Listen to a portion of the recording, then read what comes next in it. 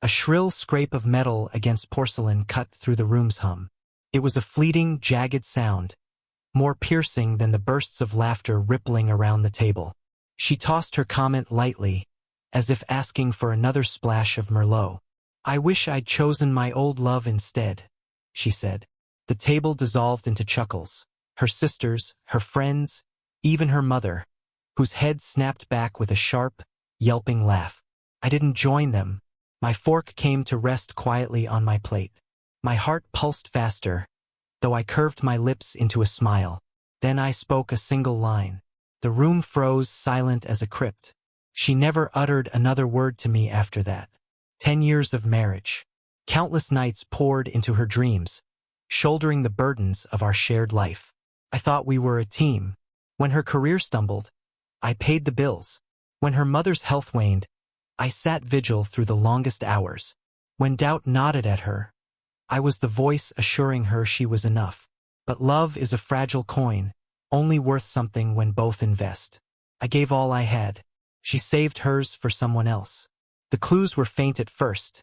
Late-night messages. Her phone always turned screen down on the counter. A sudden zeal for nights out with friends. I told myself I was seeing things, but mistrust has a sharp, lingering smell. Then came the night she whispered another man's name in her sleep. Not mine, but his.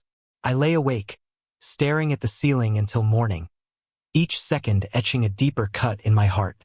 That night shifted something inside me. The warmth of devotion cooled into determination. I didn't challenge her, that would have given her the upper hand. Instead, I watched. Her smiles at her phone carried a softness I hadn't seen in ages. Her laughter sparkled quick and bright at the chime of a text. I followed the trail. His name was Daniel. Her old flame, the one before me. Emails revealed the truth. A hidden cloud folder stuffed with pictures confirmed it. She wasn't just remembering. She was living a double life with him. At that dinner, her remark wasn't a slip. It was a cloaked admission dressed in jest, probing for my reaction. I didn't give her anger. Anger is sloppy, leaves marks. I chose precision first. I safeguarded my money. I funneled my income into a secret account she didn't know existed. The house was mine alone, and I made sure it stayed that way. She thought marriage meant shared property. She never read the fine print. Next, I collected evidence, screenshots, audio, a detailed log of dates, times, and hotel receipts, enough to crush her in any courtroom. Then I cultivated allies. Her friends respected me. Her family held me in esteem. Quietly, I let them see her inconsistencies. A subtle glance when she lied, a faint headshake when her tales didn't add up. Suspicion spread like a slow venom. Timing was critical. Vengeance requires the perfect instant, and she gave it to me. At that dinner, her words hung in the air. I wish I'd chosen my old love instead. Laughter followed as if it were a playful barb. I let a serene smile cross my face, steady as ice. Then I said, "Odd, he seems to think you should have married him, too." I've read the messages. Forks froze midair. Wine glasses trembled in shaky hands. Her face blanched as if life itself had drained from her.